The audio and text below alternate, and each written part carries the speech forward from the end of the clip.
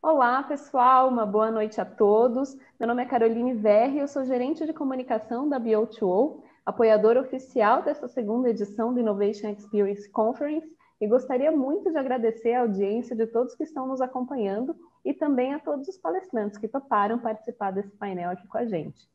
Em um ano tão adverso em que a economia digital se mostrou imprescindível para diminuir os impactos negativos da crise, compartilhar conhecimento tem se mostrado uma das melhores maneiras de colaborar com o mercado para fazer a diferença e conquistar a retomada econômica que a gente tanto deseja. E falando justamente em compartilhar conhecimento, hoje eu tenho o enorme prazer de apresentar a vocês o painel com o tema Expansão Internacional e Pagamentos, definindo estratégias vencedoras para o Brasil e além.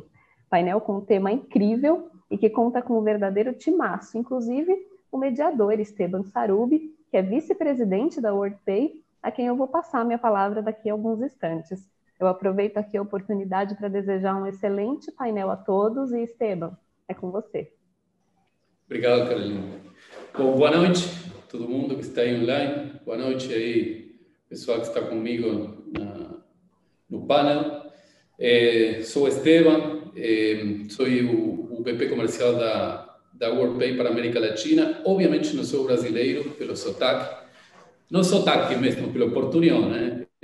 Mas vamos tentar fazer o maior esforço para que dê certo.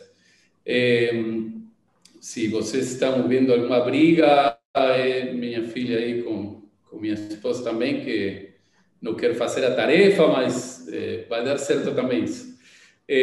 Para mim é um prazer enorme, gigante, estar aqui com estas três pessoas que me acompanham, que sem dúvida têm a palavra certa no que vamos falar, que é a expansão do negócio fora do Brasil, regionalmente, internacionalmente, mas também vamos falar um pouquinho do ecossistema de pagamento no Brasil.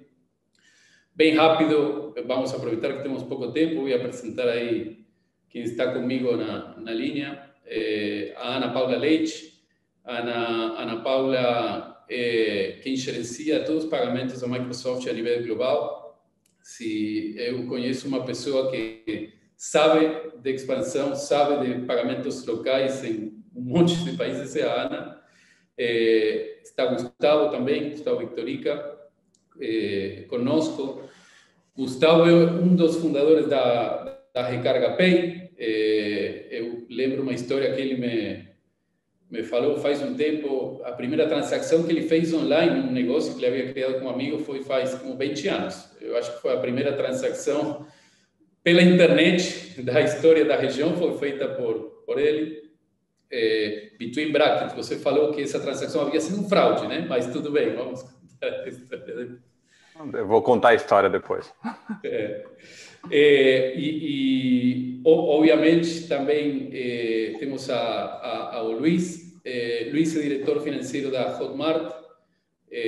Uma das, não sei se falar poucas, mas porque não são muitas empresas brasileiras que tiveram sucesso fora do Brasil. A Hotmart, sem dúvida, é uma delas. E o Luiz pode compartilhar com todo mundo aqui experiência de como foi o processo. E a ideia é essa, né? É um papo assim bastante formal para quem está ouvindo, quem ainda não tem um plano de expansão, de sair do Brasil, ter e aprender de quem teve ou tem aí para fazer alguma coisa daqui a pouquinho, ouvir experiências, erros, casos ou coisas de sucesso.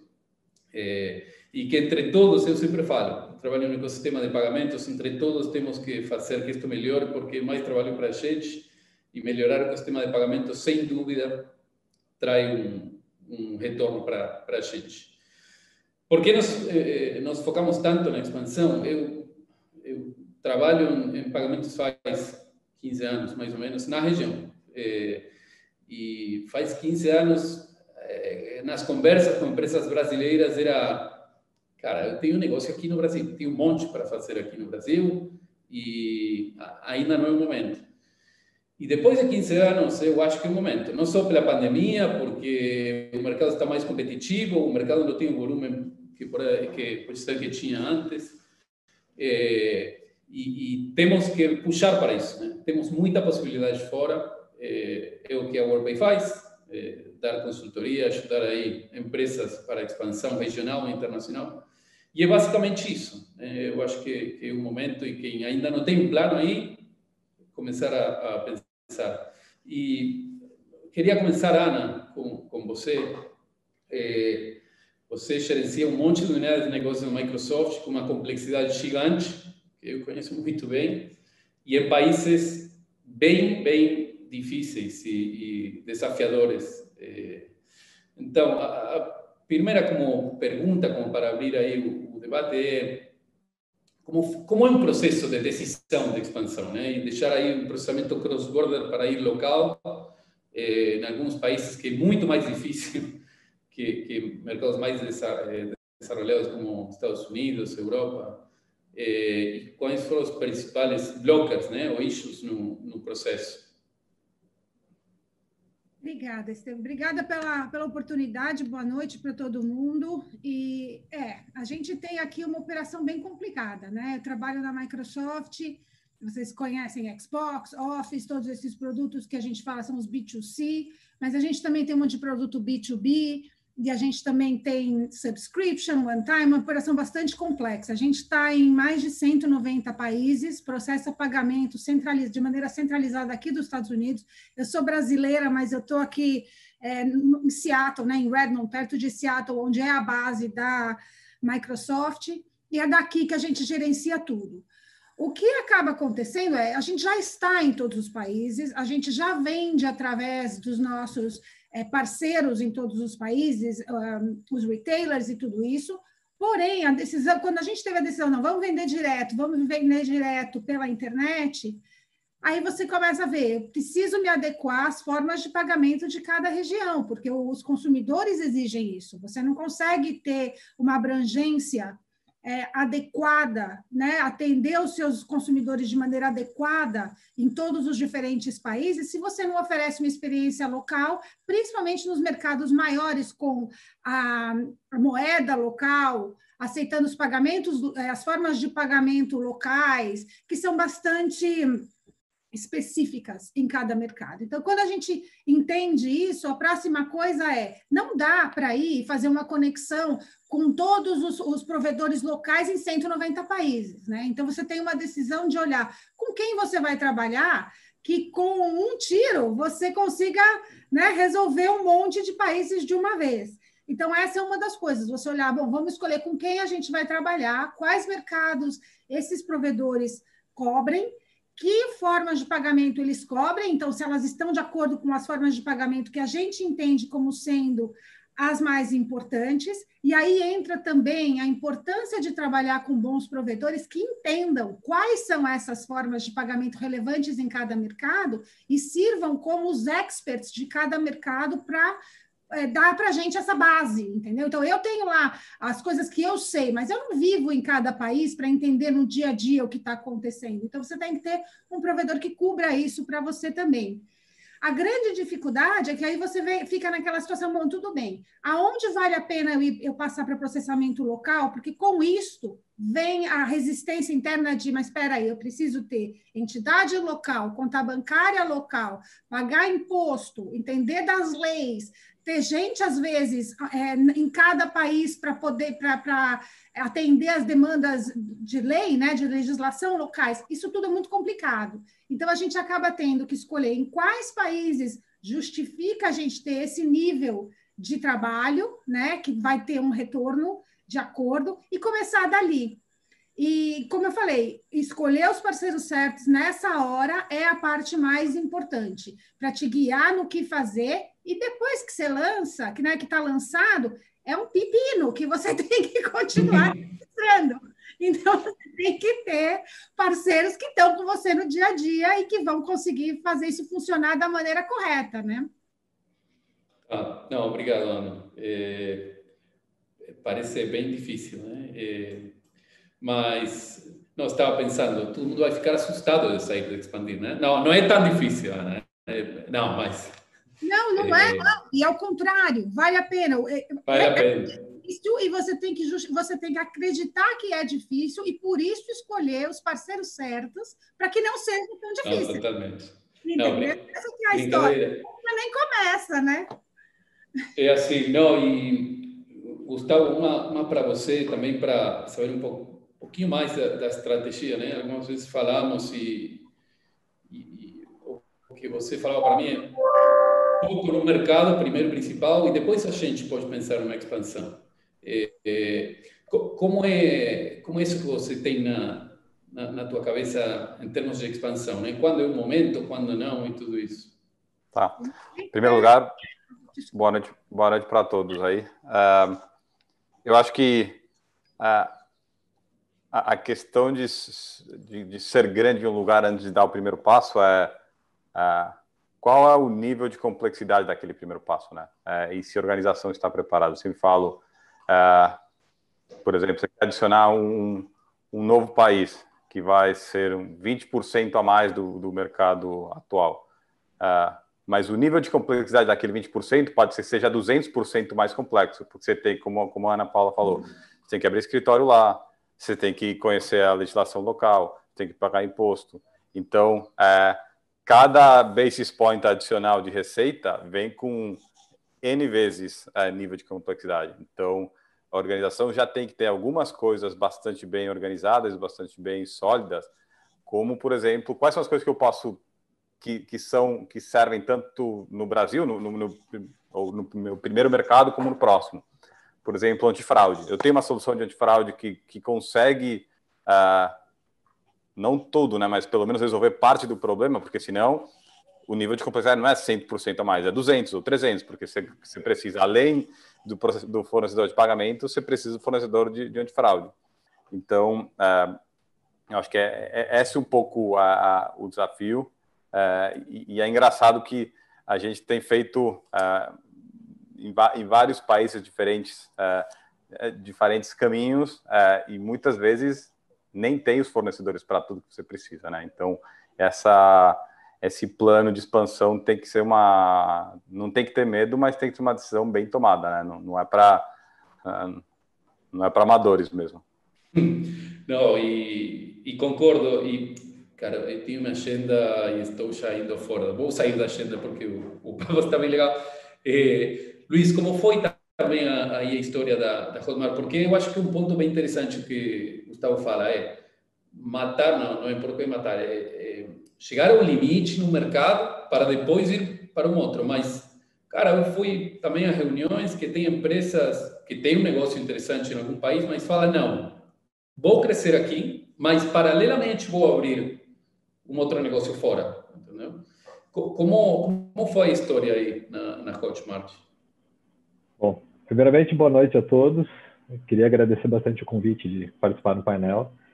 E, bom, a decisão da Hotmart foi um pouco nesse sentido, né? A Hotmart é uma empresa de 2011, focada bastante em tecnologia para empreendedores que querem vender conteúdo pela internet, então produtos digitais. E essa nossa essência de ser muito digital permitiu a gente ter um produto escalável que funcione em diversos países. Então, desde o princípio, a gente já tinha um pouco essa visão. Em 2015, a gente tomou essa decisão de ir para fora do Brasil. No Brasil, a gente já estava crescendo, tinha uma velocidade, estava começando a engrenar bem a coisa, e a gente dividiu, no sentido de vamos começar lá fora. O Brasil, desde então, vem crescendo, e lá fora veio crescendo também. E aí tiveram algumas estratégias que a gente imaginou para esse crescimento, né? Então, a gente começou pela Europa, começou pela Espanha, muito olhando questão de idioma, e de lá respingou a América Latina, então a gente começou a ir para Colômbia, México, depois vem Estados Unidos, hoje já tem operação no Japão, mais países da Europa.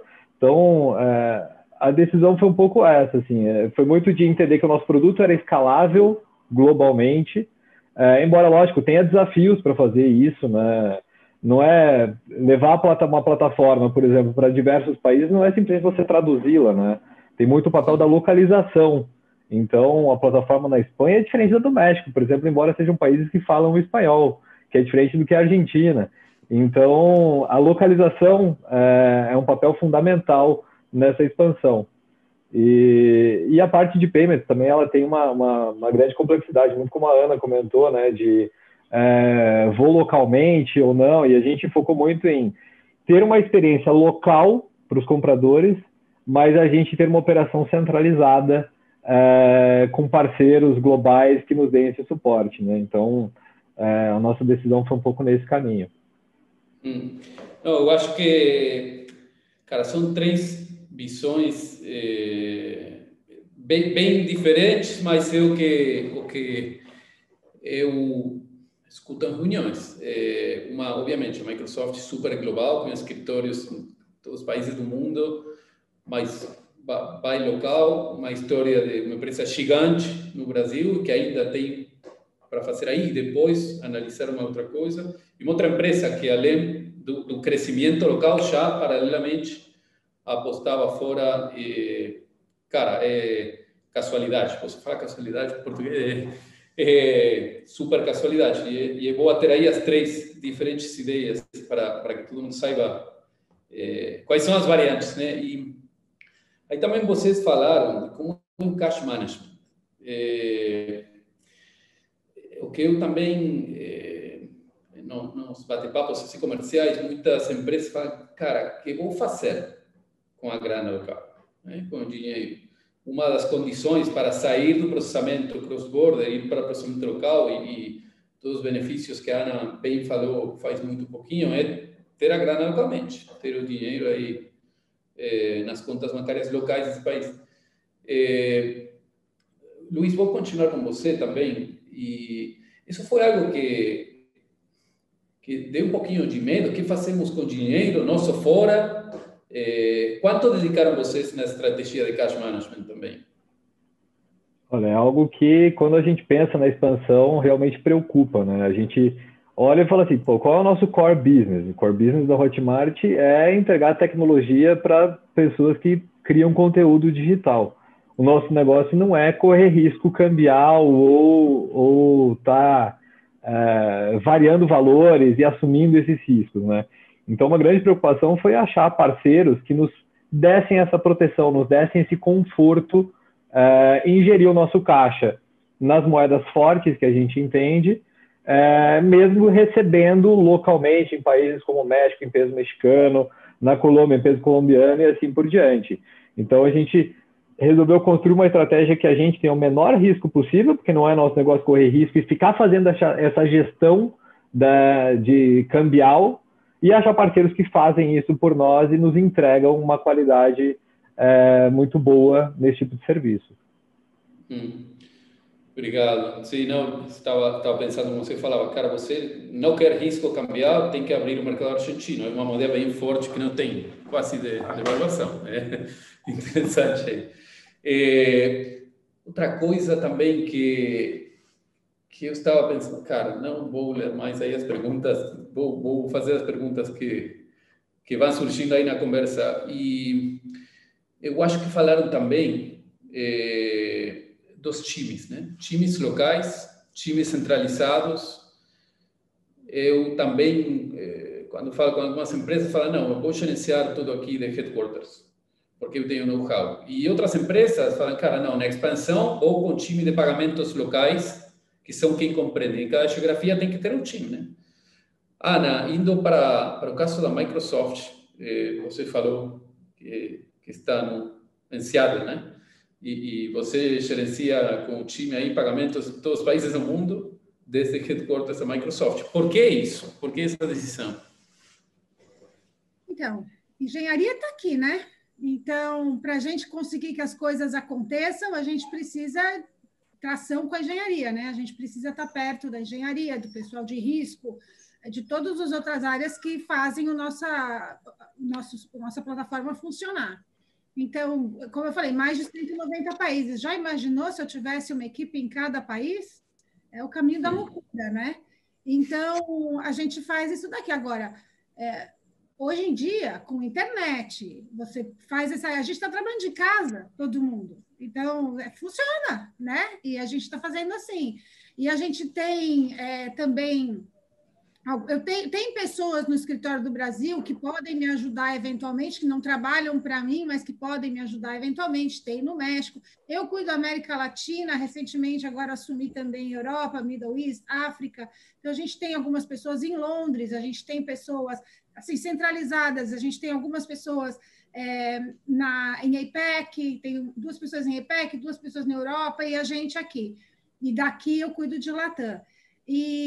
Mas, assim, é aquela história que eu sempre brinco com vocês, Estevam. Você acha que o seu time é seu, o seu time é meu. Eles trabalham para mim. Cara, eu feliz, você sabe que eu feliz. Cara, não, mas faz sentido. Não, uma coisa que anotei aqui, você falou que funciona trabalhar de casa. Funciona com escolas abertas, tá? Com escolas fechadas não funciona, precisa um escritório, tá? Gustavo, aí continuando, pegando o gancho aí do que a Ana falou, em caso de vocês ter aí na mesa expansão, fora do Brasil, você também acha que a estratégia de pagamentos tem que ser gerenciada no headquarters ou está um pouquinho mais para o lado de ter pessoas locais que compreendem o mercado local mais que em headquarters? Eu acho que um pouquinho na linha do que a Ana Paula falou, acho que depende muito da sua presença naquele outro mercado. Acho que tem coisas que dá para fazer gerenciamento remoto. Então, a parte mais técnica do processamento de pagamentos dá para fazer de qualquer lado do mundo, né? Mas eu acho que também, por isso, a escolha de um parceiro é importante, porque no momento de pensarem, bom, eu estou tendo um problema com um banco emissor que está com uma taxa de aprovação que é péssima. Como que eu resolvo? Isso não dá para resolver remoto. Isso você tem que ter alguém com know-how e com conhecimento, não só tecnicamente está acontecendo, mas comercial, né? Relacionamento. Você tem que saber qual é a porta que tem que bater. E isso é uma coisa que, mesmo estando localmente, mesmo no Brasil, por exemplo, é difícil, né? Nem sempre nem os bancos sabem quem é a pessoa que sabe a resposta para aquele problema, né? Acho que também depende muito do tipo de produto, do tipo de serviço, mas o mercado de mundo de pagamentos, isso é uma coisa que a gente fala bastante, né? É difícil, né? Não tem muita gente que sabe. Tem muita gente que trabalha, mas não tem muita gente que sabe de verdade, né, o que está acontecendo e quais são as soluções do problema. E vejo muito isso com esses últimos tempos, né? O mercado vem ficando mais complexo, né? Tem produtos novos, tem 3DS, tem coisas assim cada vez mais sofisticadas, e botar de pé isso é um grande desafio. Com a complexidade de fazer em N mercados, ainda mais. Mais ainda na América Latina, né? Que a gente conhece bem. E eu acho que é um tema interessante e dá para também abrir aí a pergunta para você, Luiz, porque, na verdade, nas conversas que eu tenho comerciais, é uma coisa que muitas empresas perguntam, né? Como fazem quem faz a expansão? Como é que gerenciam vocês isso? 100% de headquarters? Por exemplo, você falou de Japão, né? Fazendo negócios no Japão. É daí mesmo seu time no Brasil ou tem uma pessoa em Japão que dá alguma dica para você como é? Na parte de payments, a gente hoje trabalha centralizado a partir do Brasil, então a gente não tem ninguém local no Japão hoje. E a gente faz exatamente via os nossos parceiros, né? Então, a gente procura, assim como a Ana comentou, da Microsoft, parceiros globais que nos entregam o maior número de países possíveis, né? E que são pessoas que entendem dos mercados. Então, a gente começa geralmente assim. Se a gente entra em algum país que a gente começa a ver uma atração diferente, ou então clientes nossos pedindo algo diferente, dizendo, tem um negócio aqui que vocês não estão ofertando na plataforma de vocês e que o mercado aqui consome. Aí a gente realmente pega um aviãozinho, vai para lá. Agora na pandemia não está dando para fazer isso, mas antes da pandemia era isso. Pô, está surgindo um negócio diferente lá. Então, a gente acha que o Brasil é o país dos installments, né, do parcelamento. A gente fala que o Brasil está exportando isso para o mundo, a Europa está começando a olhar, Estados Unidos também. O Japão tem isso há anos já, né? E a gente, quando plugou lá, não sabia que no Japão tinha parcelamento. Alguns clientes começaram a pedir isso e a gente começou a procurar entender quem eram os provedores de serviços que ofereciam isso foi e plugou. Então, a gente sempre busca assim, é muito ouvindo o nosso cliente, ouvindo o que eles estão querendo, o que os mercados estão pedindo, e aí a gente vai e descobre, mas a gente trabalha de maneira centralizada e buscando esses parceiros que nos auxiliem, nos mostrem um pouquinho do caminho também. Beleza. Sim, eu acho, como para finalizar aí o tema, eu acho que os três estão coincidindo de ter como uma inteligência centralizada e depois algum parceiro, algum bom fornecedor com conhecimento local para ajudar. Também coloquei um tema que eu acho que é interessante. É velho, né? Todo mundo faz 10 anos fala dos meios de pagamento alternativo, além dos cartões, meios de pagamento alternativo. Antes era um pouquinho, agora é quase todo, né? Você só pensar que quase a metade dos pagamentos hoje são feitos com wallets, que é um pagamento alternativo, né? Já um pagamento alternativo deixou de ser alternativo mesmo, né? Como pagamento principal. Como é a escolha, Ana, quando você planeja a estratégia de pagamentos locais, pagamentos alternativos? Como é a estratégia? Deixa eu dar um pouquinho mais. É muito um pouco tempo ou é pouco já pouquinho? Né? Não sei se dá para entender.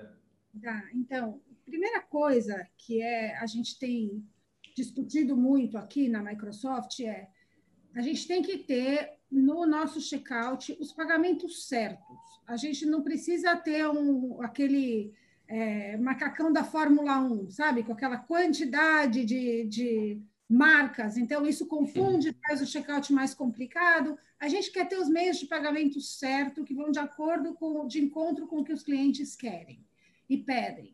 Então, fazer pesquisa de mercado, ouvir os clientes, entender como eles estão acostumados a pagar online, como eles gostariam de pagar online, porque também tem isso, né? Tem aonde os seus clientes estão hoje e aonde os seus clientes estarão daqui a um tempo no futuro. Porque a hora que você começar a desenvolver, se você desenvolver porque ele está aqui, mas eles estão indo para lá, você não encontrou de novo, né? Então, você tem que entender quais são os meios de pagamento usados hoje, o que vem vindo pela frente, e aí priorizar o que é mais relevante e entregar o que é mais relevante. Como eu falei, como são muitos países, a chance da gente ter pedido demais, entendeu? Ter meios de pagamento demais é muito grande. Justamente por isso, se a gente quiser entregar tudo que existe em todos os países, é impossível. Então, fazer essa questão da prioridade, priorizar por mercado o que a gente tem que ter lá, quais são as próximas coisas vindo, e assim a gente vai implantando. Não adianta querer abraçar o mundo e falar, para entrar no Brasil, preciso ter parcelamento, boleto, isso, aquilo. Você vai ficar louco.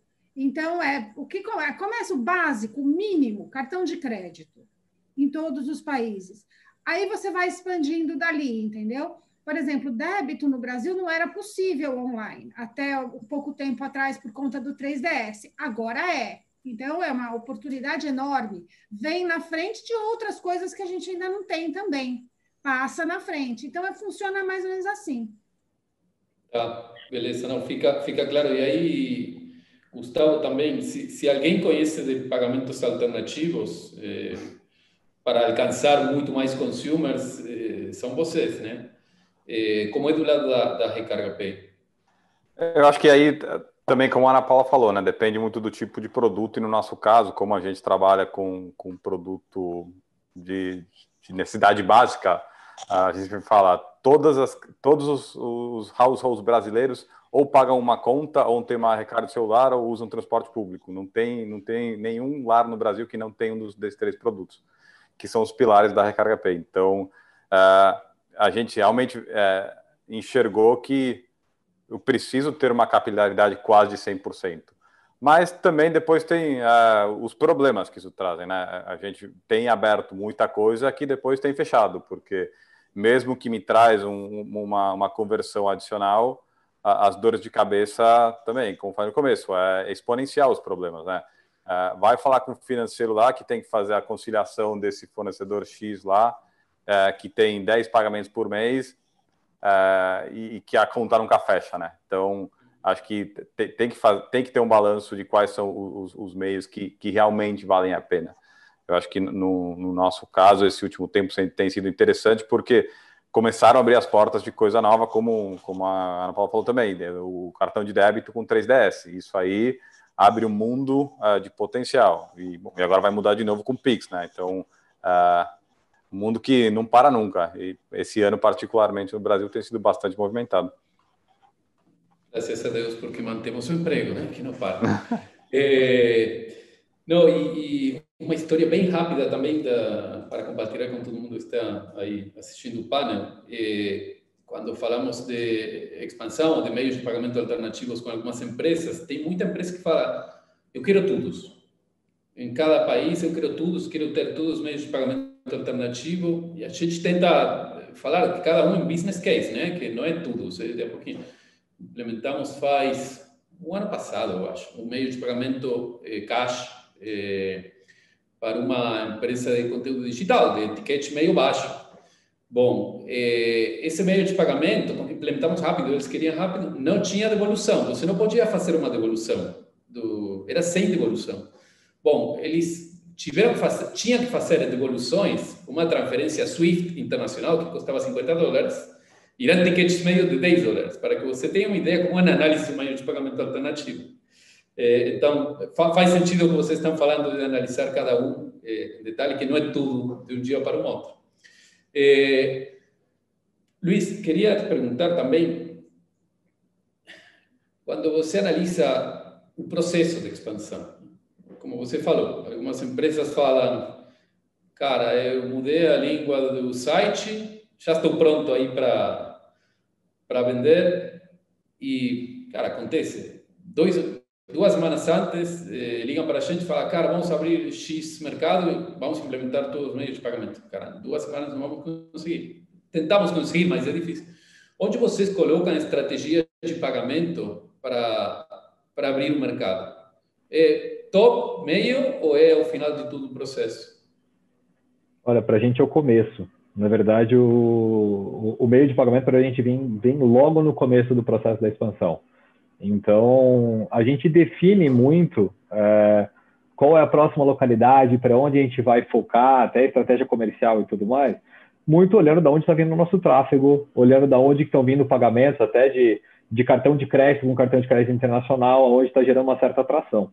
E a hora que isso começa, o nosso comercial começa a olhar, o nosso time de dados começa a olhar, e percebe, tem assunto nesse país aqui, vamos começar a estudar. Então, o comercial começa a prospectar e, em paralelo, a gente, na área de payments, já começa a tentar entender quais são os meios de pagamento, qual é o comportamento do comprador naquele país, entender também, como o pessoal falou, né, qual é o produto que você está vendendo, porque, às vezes, um determinado meio de pagamento não faz sentido para determinado produto, né? Se é um produto de impulso, o comprador está ali no celular, venda mobile, e a compra por impulso, por exemplo, no Brasil, botar um boleto, você vai perder muita venda. Porque até o cara imprimir um boleto que está no celular e numa lotérica pagar, ele desistiu daquela venda. Então, o meio de pagamento não faz sentido. Então, a hora que a gente entra no país, a gente estuda o comportamento do comprador daquele local para entender quais são os meios de pagamento que fazem sentido a gente pagar. E isso para a gente vem logo no começo. Porque, que nem você falou, às vezes vem um cliente e ele quer plugar um novo país em 2 semanas com todos os meios de pagamento. Não acontece, é uma construção. O time de desenvolvimento, tanto nosso como dos nossos parceiros de payments, tem que entender como é que é aquela integração, colocar isso no roadmap para entrar estruturado. Senão, às vezes, você queima a entrada no mercado porque você entrou com as opções erradas, com um setup errado, às vezes, e vai começar a perder muita venda no começo e isso mata o mercado, né? Então, na minha visão, é algo que tem que vir logo no começo da expansão de um país. Uma coisa interessante que você falou, você analisa os BINs, né, do cartão. Os BINs são de onde é esse cartão, como para analisar qual é o próximo mercado, né? Essa é a estratégia. Tem muitos BINs de, sei lá, Espanha, você analisa aí para Espanha, porque tem muito consumo, né? Exatamente. A gente vai mapeando da onde que está vindo o consumo, né? Da onde estão vindo os compradores. A gente tem uma plataforma, a gente foca muito nisso, em ser uma plataforma global. A gente tem hoje pessoas vendendo de mais de 60 países na nossa plataforma e compradores em 190 países. Então, a ideia é entregar essa experiência. E para entregar essa experiência, a gente tem que estar olhando o comportamento, de onde está vindo o consumo para conseguir criar nossas estratégias, né? Não, eu vou pegar gancho de uma outra coisa que havia anotado aqui para falar, cartão internacional. Eu lembro de algumas conversas, de uma particularmente, que eu tive com uma agência de viagens, uma OTA, faz um tempo. No Brasil, de fato. Eles bloqueavam os bens internacionais do site porque tinha muito fraude, né? E o que acontecia com o cara que estava no Brasil e queria comprar um ticket interno aí dentro do site, não conseguia. Então, aí eu quero falar um pouquinho da estratégia de fraude, que o Gustavo falou um pouquinho no começo, mas acho que dá para ir um pouquinho mais a detalhe. Ana, a estratégia de fraude da Microsoft, toda essa inteligência que vocês têm adentro, é algo global ou cada vez que você vai para um país, analisa uma tropicalização, se isso é uma palavra correta em português, né? Como é que vocês analisam isso de fraude? Então, a gente tem uma plataforma, um sistema de prevenção à fraude muito parrudo, que foi criado internamente. A gente analisa em cada transação mais de 800, exatamente, 800 dimensões. Então, coisas do tipo, esse Xbox, esse console é o console desse cliente, esse lugar, esse IP está certo, esse jogo que ele joga essa hora do dia, e assim vai, tem 800, são mais de 800 coisas que se olham em cada transação. Essa plataforma funciona globalmente, mas ela sim, ela aprende e ela sim é afinada mercado a mercado, produto a produto. Então, eu tenho produto como gaming, né, que eu vendo lá direto no console, que tem um nível de risco maior que um outro produto. Por exemplo, B2B, eu vou tratar no mesmo mercado, cada um de uma maneira diferente, com regras diferentes, com tolerâncias diferentes. E aí a gente também a gente classifica os clientes, né? Então, os clientes que têm um comportamento determinado, que eu já sei, é ele jogando esse jogo que ele joga toda noite. Então, eu já tenho regras mais relaxadas do que outros que são os novos ou que estão fazendo um comportamento diferente e tal. Em alguns mercados, como México e Brasil, é assim, se você consegue lidar com fraude no México e no Brasil, perde o medo e vai para frente, entendeu? Vai, expande onde você quiser, entendeu? Que você está pronto. No começo, a gente estava conversando, vocês fizeram expansão do Brasil para fora. A gente fez expansão dos Estados Unidos para fora. Então, é muito mais difícil vender o Brasil aqui do que vender os Estados Unidos aí, entendeu? Então, brasileiro, vocês estão gerenciando no Brasil, gente, não tenha medo, vai, funciona. Vocês já são PhD, entendeu? Então, assim, respondendo a sua pergunta, é uma plataforma global, é um sistema global que está todo parametrizado por produto, por país, num nível bem profundo. Sim, não quero deixar aí passar o que você falou. Empresas dos mercados mais desenvolvidos se animando a ir para mercados emergentes tão difícil. Essa é a minha visão, entendeu? Sair daqui para esses mercados que, na realidade, não é que são simples, são mais fáceis. Se conseguimos gerenciar coisas aqui, na Europa, nos Estados Unidos, alguns países da Ásia, dá para fazer muito bem. Eu falo que o meu time cuida da UTI, do Intensive Care Unit, entendeu? É isso mesmo. Qualquer coisa que você fizer errado, morrem. Então, a gente tem um cuidado absoluto, né? É isso mesmo. E, Gustavo, para que você também falou aí numa expansão também estratégia de fraude, um pilar aí bem importante.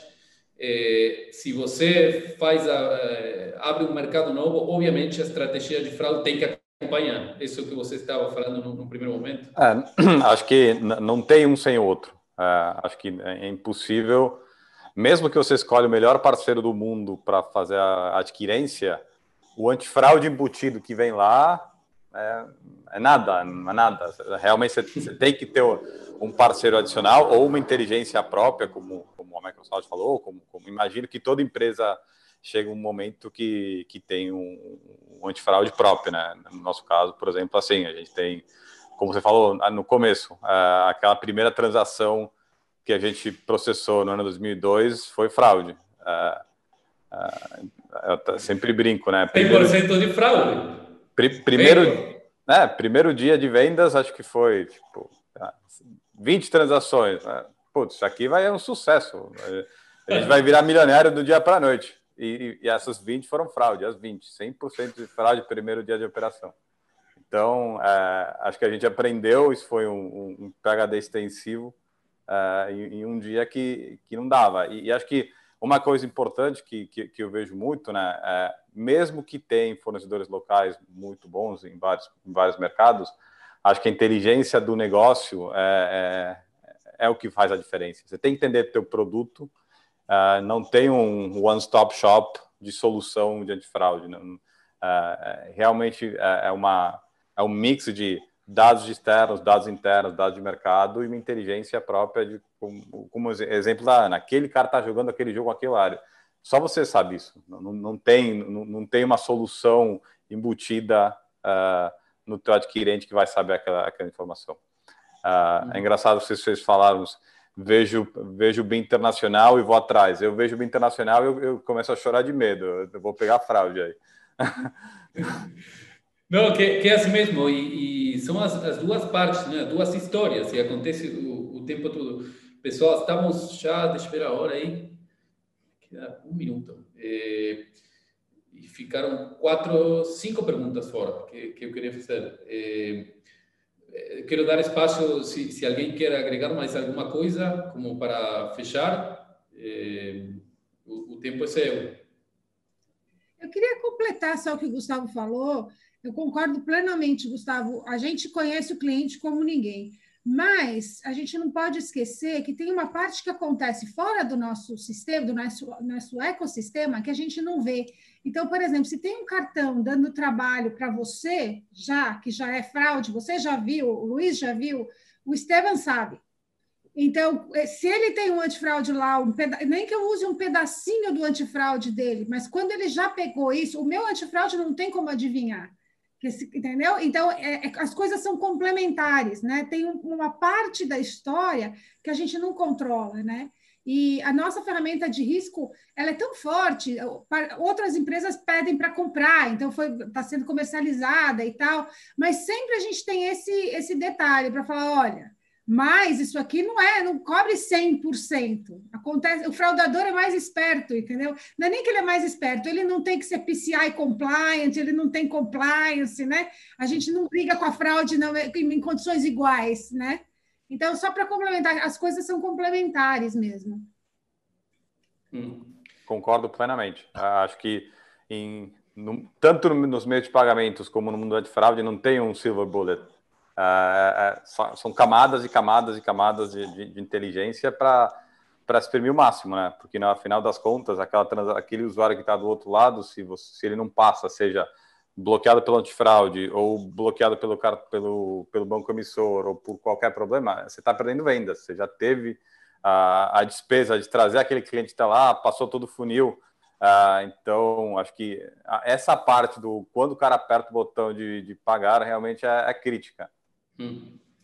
Não, e cara, eu continuaria muito mais tempo, mas é assim, tudo o que vocês falaram eu tenho aí a sorte de falar disto o tempo todo com empresas, grandes empresas que têm os mesmos pontos que vocês estão dizendo, uma coisa, uma outra, que nenhuma está ok, a outra está errada, são visões. Meu único ponto aqui é deixar para quem está assistindo, primeiro, obviamente, agradecer a vocês.